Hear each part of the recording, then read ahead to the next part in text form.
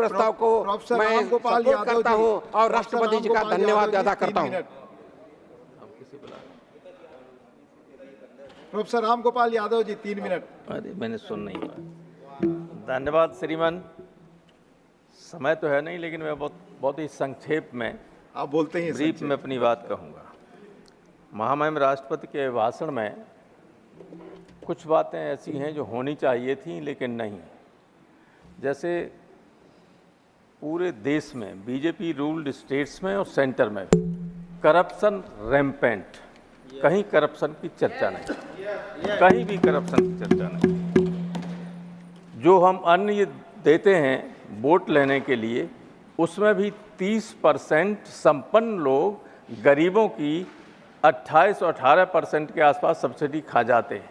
मैंने देखा है गांव जब अन्न बांटने जाते हैं तो वे लोग जो अपात्र हैं, जिनको मिल रहा है, उनसे खरीदने के लिए वहीं लोग खड़े होते हैं, बेच देते वहीं। Nobody cares for it.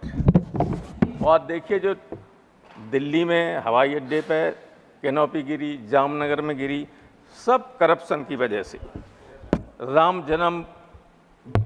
Janaki वनगमन पथ 10 किलोमीटर तक धंस गया नीचे लंबाई में, ड्यू टू करप्शन। अब मैं नहीं कहूँगा कि भगवान श्री राम के मंदिर में भी पानी टपका है, क्योंकि लोग कहेंगे ऐसा नहीं हुआ है, बट इट हैपेंड। हर घर में पानी भेज रहे थे नल से।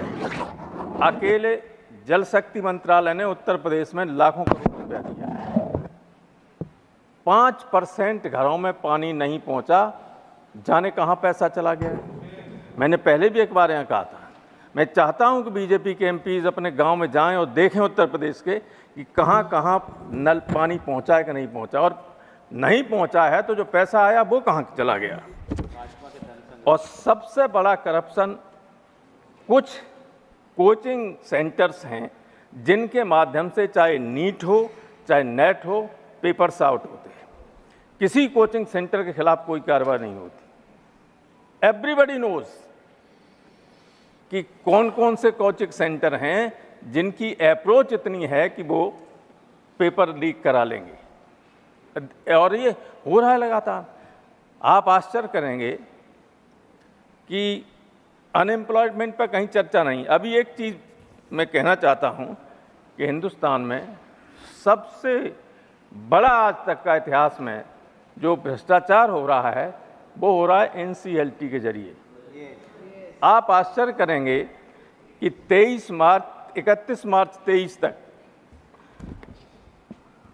616 केस रिजॉल्व किए इसने, जिसमें बैंकों का उन पर 8.3 लाख करोड़ कर्जा था।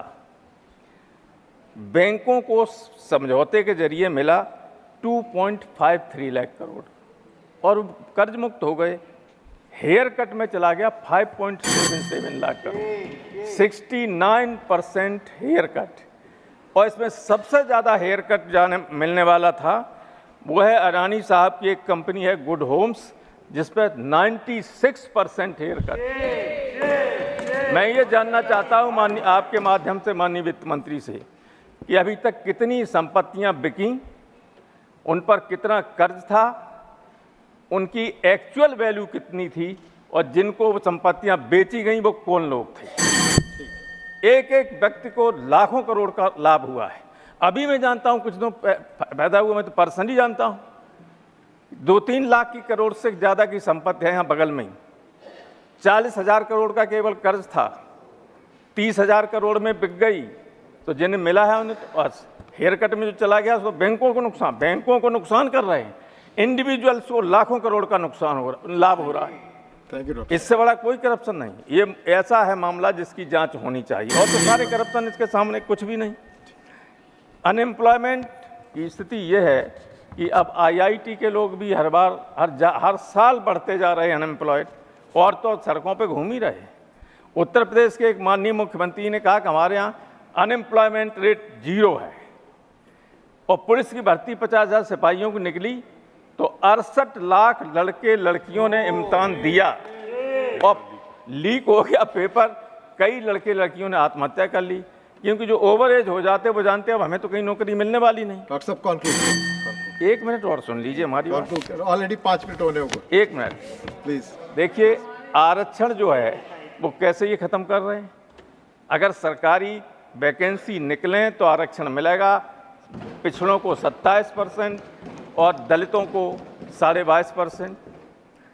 लेकिन आउटसोर्सिंग और कॉन्ट्रैक्ट बेसिस पर सारी नियुक्तियां होने लगी, आरक्षण पूरी तरह से खत्म हो गया।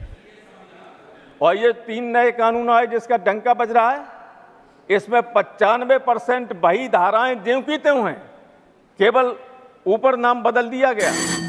हाँ, 1 मिनट, बहुत ही खतरनाक चीजें आ गई, बताना जरूरी है, लोग पढ़ते नहीं हैं जी। इसलिए मैं आपको बता रहा हूं कि 2 आदमी से ज्यादा अगर कोई काम करते हैं तो वो जो अनलॉफुल एक्टिविटीज थी वो संगठित गिरोह के अंतर्गत आ गई। डॉक्टर साहब खत्म करें, अगर प्लीज। पॉलिटिकल पार्टीज आंदोलन भी करेंगी, आंदोलन करेंगी और कोई सब इंस्पेक्टर ये लिख देता है ये संगठित गिरोह का काम है तो 3 साल से 3 लाख आजीवन कारावास तक की सजा।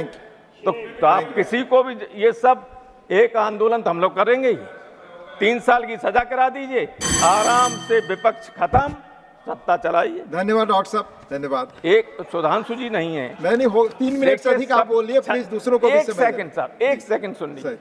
छल कपट से कोई काम चलता नहीं है और वो चीज जब प्रकट हो जाती है तो नुकसान होता है। गोस्वामी तुलसीदास ने लिखा है कि उघरें अंतन होए निबाहु, काल नेम जिम रावण राहु। ये समझ लें सब लोग। बहुत धन्यवाद। धन्यवाद। माननीय रामचंद्र